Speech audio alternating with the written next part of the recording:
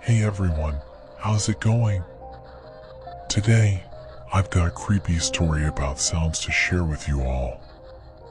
If you haven't seen it with your own eyes, even if you hear a familiar sound, don't easily trust your ears.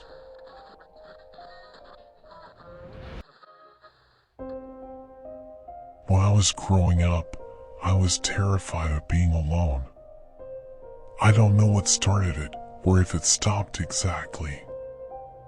I have a dog now, one I got from a shelter, so I'm not technically alone in my apartment even when my roommate is out. Back to the point, though, when I was a kid, being by myself scared me so badly. So irrationally badly that if I even thought that my mother had left me alone on our property, I would become a gross and sobbing mess until I could set my sights on her again. We lived in a very small house that was 2 stories up and had no front yard. The backyard, though, was a little square divided by short little bushels along the property lines of the houses around us. My mom gardened out there, growing our veggies in summer so that we wouldn't have to buy as many. The first floor had 3 rooms. Maybe 4 if you squint. The kitchen and living room were basically a single room, separated only by a change from hardwood to tile flooring. The second room was a tiny little cupboard of a bathroom with a sink and a toilet. The third was my mom's bedroom. Upstairs, there were 2. My room, which I originally shared with my brother until he moved out, and a bigger bathroom with one of those old tubs, the kind that stood on 4 legs off the floor and had a shower head that was attached to it and not to the wall. There weren't many windows in the house, but the few that were there were very large and let in a lot of light during the day. We didn't have curtains because we needed the money for other things, but my mom thumbtacked old sheets over the windows of the first floor every night before we went to bed. For the illusion of safety, I guess. An illusion, given the type of neighborhood we lived in. If someone wanted to watch us at night, they'd find a way, covered windows or not. Upstairs, though, I guess she figured since I only went in my room to sleep because I didn't like to be alone up there. She didn't feel the need to cover my window at first, and then it just never happened. Maybe we didn't have any more sheets, or maybe it was because there was no way for someone to see me directly unless I stood at the window. There was no roofing underneath it for someone to climb up and stand on, and the window didn't open anyway. It had been painted shut at some point before we moved in. I was a clingy, probably annoying kid given my fear and the constant need for me to know where my mother was. I was also a troublemaker since my dad had packed up and vanished when I was 5. I was upset and angry, but not in a way that I could comprehend with such a little brain. So I let it out through tantrums and breaking things, coloring on things I shouldn't color on, flushing my mom's makeup and hygiene products when she wasn't watching closely enough. It escalated from 5-year-old stuff to 10-year-old stuff when my brother moved out. It also concreted my fear that if I couldn't see my mother, she wouldn't come back. I guess I had psychological issues, separation anxiety, that sort of thing, but we were too poor to do something about it, even if my mom had realized how serious it was at the time. Because I was so clingy and annoying, my mom came up with something so that I would always know where she was. During summer, my time at home was spent listening to her sing as she worked around the house. While she cleaned, or cooked, or sewed, she sang out loudly. Gardening, building makeshift furniture to fill our home, babysitting for money, she sang. Her voice was a constant, and as long as she was singing, I was not afraid of her disappearing. I would sit in my room and play with my toys, or draw, or read or practice my handwriting, and I would feel content and safe. She had a lovely voice, and still does, although she doesn't sing very much now. At least not around me. The feelings of security would always vanish in an instant, though, as she paused to take a breath or to begin a new song. In the short time, 5 seconds, at most, that her singing would cease, a panic would rise in my chest that I can't even describe accurately. If you've ever been driving, it's like that feeling when someone pulls out in front of you and you have to slam on brakes to avoid hitting them. It's that feeling when an indoor pet runs out the front door. It's that feeling when you turn away for a second and turn back only to find the toddler with you has disappeared. Those few seconds pass quickly, but the hot, intense panic that you feel, the absolute certainty that something terrible has happened, that's the closest I can get to explain how it felt. I've been in all of those situations, and they only come partway close to the fear that I felt as a child in those minor seconds throughout the day where I could not see her, and neither could I hear her sing. One day in particular, her singing became less comforting to hear. I don't remember what it was that she'd said she was doing. I was playing a cassette tape on this little toy radio that I had gotten for my 10th birthday, and only half listening as she had ascended the stairs, said something to me and then descended, singing the whole way. I heard the front door open and then close, and after a second her singing was muffled and then muted from my ears. It was a sound that I'd grown so accustomed to that it was a background noise at this point. The sun had long dropped beneath the view of my window. As the little, static-filled radio stopped playing the music and the play button clicked to unpress, I was in silence. I remember looking up at the window, first in confusion at the silence, because it was never silent while I was home, and especially not while I was playing upstairs, and then the panic hit me like a truck. Harder than a truck.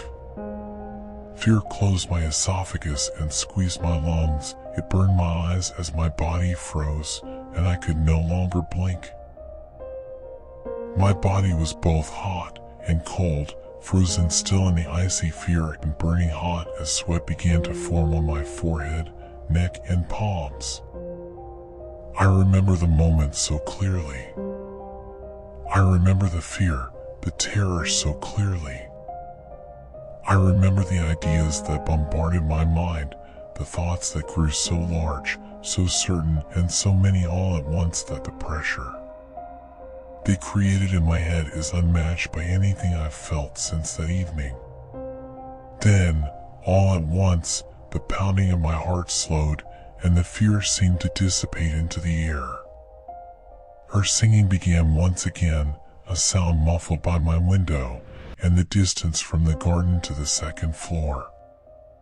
It was a familiar distance, and I went back to my toys as if nothing had happened at all.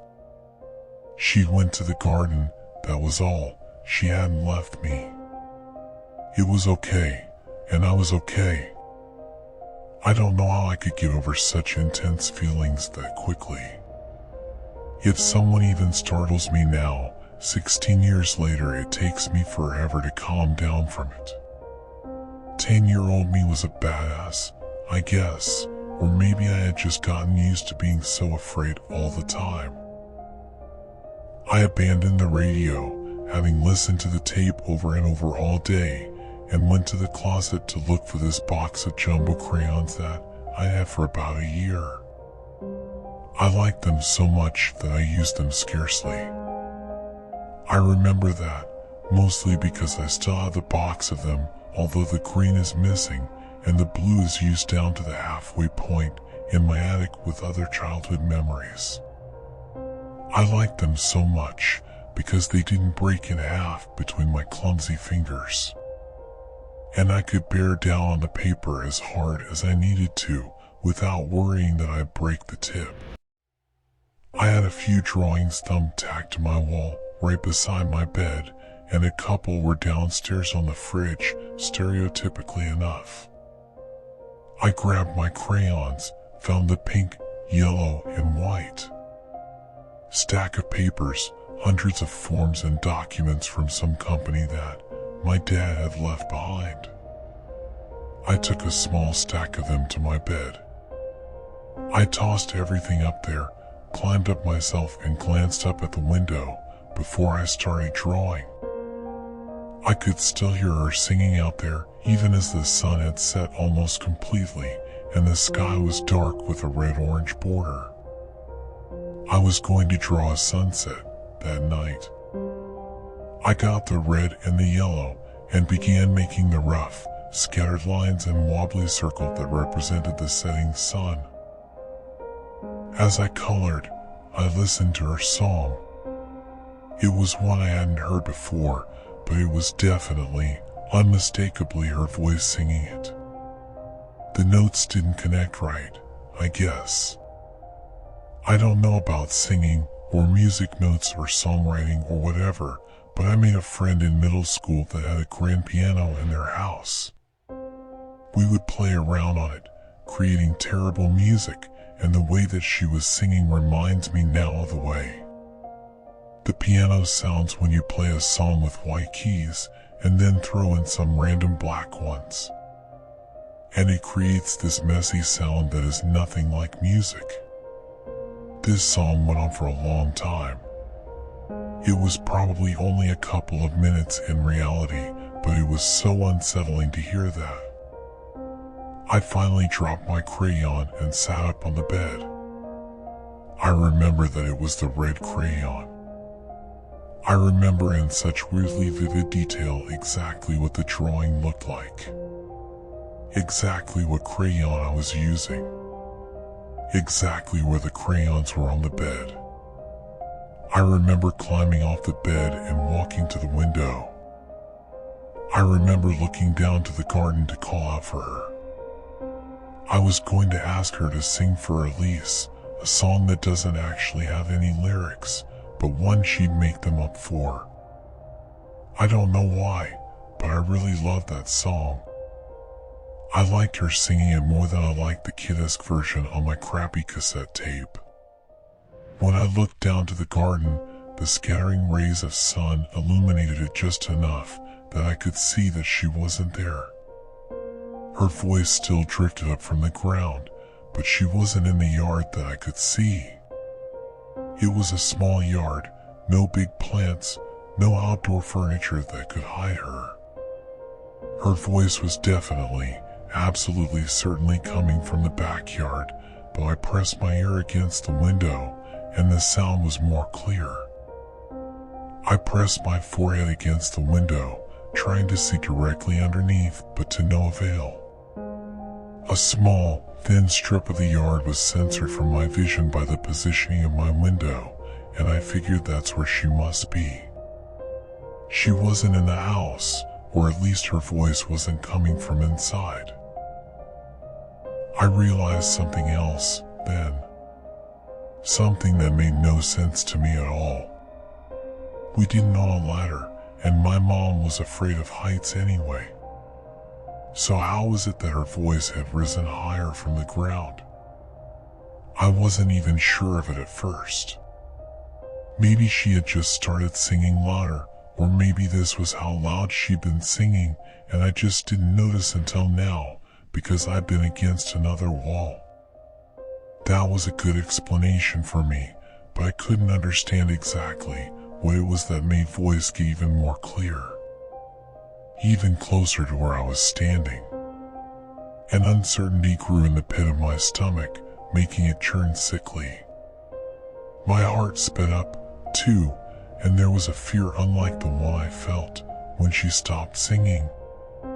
Realization after realization came to me.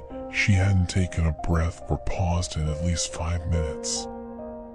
The garden, when I looked upon it, still had the weeds that I remember being there when I half-watered half-spilled water on that morning. The voice was climbing higher, and it couldn't be a ladder unless someone had purposefully, delicately put it against the house so that I wouldn't hear the tap of it hitting the wall.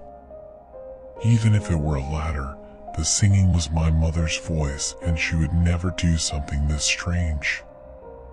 If she needed to get on the roof, she would have brought me outside to watch in case she fell and I needed to run to the neighbors for help. That's just how she was. The voice grew louder and less muffled, more clear, and it seemed to vibrate the glass against my forehead as it did. The singing also seemed to change.